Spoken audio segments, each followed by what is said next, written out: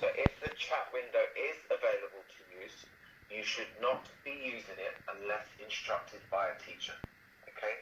Please make sure you follow that rule. It's very important. It keeps things simple. It makes sure that we're all on task. It makes sure that we don't get into trouble, and that we have a very specific purpose for these live lessons, and that is to learn. Second thing, you will have noticed for this PSHE session that you had to click on a button to click on Ask to Join. Now, because I am obviously a computing teacher, I know how to enable all of that. However, other teachers aren't necessarily aware of how to add people into a live stream. So it may be that if you get sent the link an hour or two beforehand, you shouldn't really be using it until the lesson is due to start. Okay? So if your lesson is due, for example, this PSHE session was due to start at 10:15. If I had sent the link to you 2 hours ago, you should not really be using the link until the instructed time when the lesson is due to start. And the reason for that being is there's not going to be any teachers present 2 hours prior to the lesson. Okay? You should only be connecting when the lesson is due to start. So what I wanted to do today is I wanted to go through some of the things that have come up while you've been on break, some of the things that have been decided yesterday. You would have got some information in the assembly. I'm going to show you a bit of information about how the next few weeks are going to look. And then if you have any questions, by all means, you can put them into the chat window and I'll answer them. But let's leave the questions until the end of the PSHE session, or when I ask you to begin to put in those questions. First of all, again, just in the chat window, can everyone see the PowerPoint that I have up on the screen? It should say PSHE lockdown. Just type yes if you can see it. Good. Okay. So this PowerPoint is being displayed to all year groups, so all students have the same PowerPoint. Okay, and I'm going to go through some of the things that we're trying to reinforce with students. Okay. Now, often we get quite a few questions from students, which is why we have to go through these points. And I know some of these questions can look quite simple, and that you might clearly understand what the answers are for them. But just to make sure that we're all clear, I'm going to go through them. So currently at the moment, you cannot be working list or you're classified as vulnerable. Okay? If you're unsure, then you need to communicate with the school office to find out if you are, and there is provision for students where parents are required to work and you can come into school and get on with work. However, that does need to be communicated with the office first. You do not just turn up to school. Okay? So for the time being, if you have a parent or carer at home, you should be working remotely from home. Okay? Yes, you can still visit the doctors if you're ill. That is perfectly fine. Arrange an appointment with your GP, and you can easily attend one of those appointments. Okay?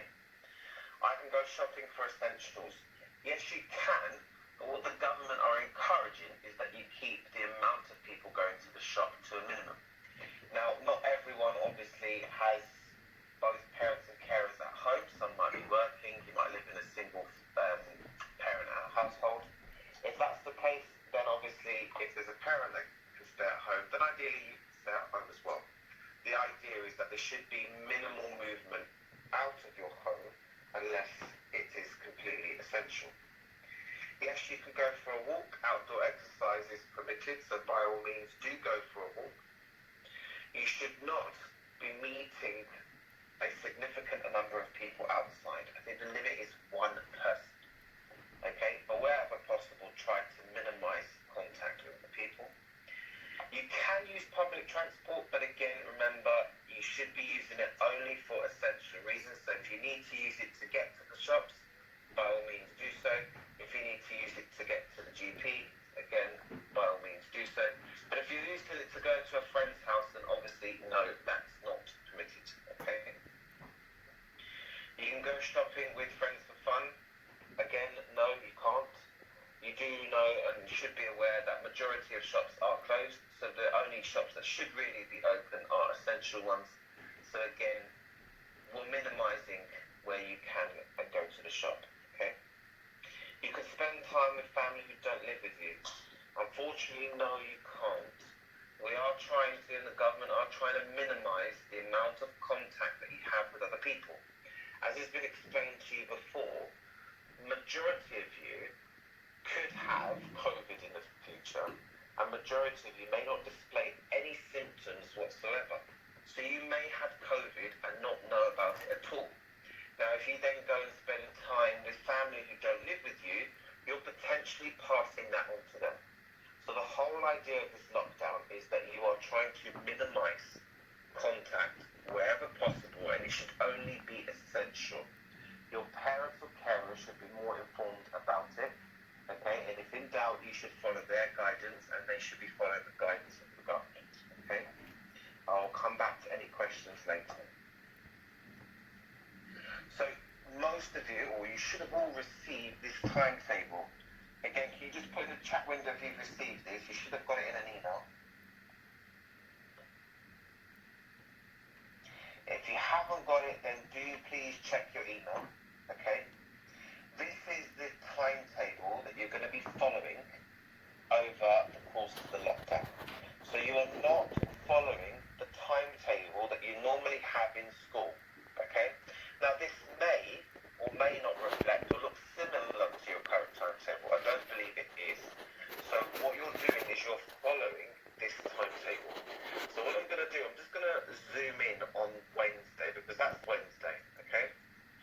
So today you can see we've got PSHE, and it was due to start at 10:15 to 11:15. Now we probably won't go on to 11:15, and I'll explain about the timings a little bit. Following on from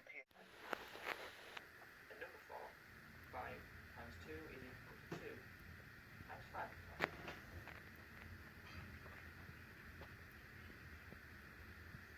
Today's lesson is all about multiplying by 10.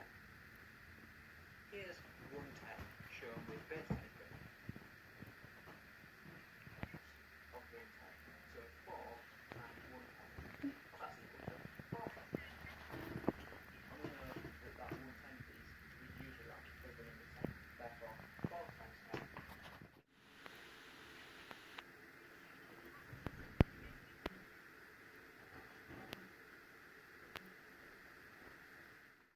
So what they've done here, and this is just the road that the big truck, the quarry goes down all the way to the bottom, collects whatever they're mining for, and then brings it up.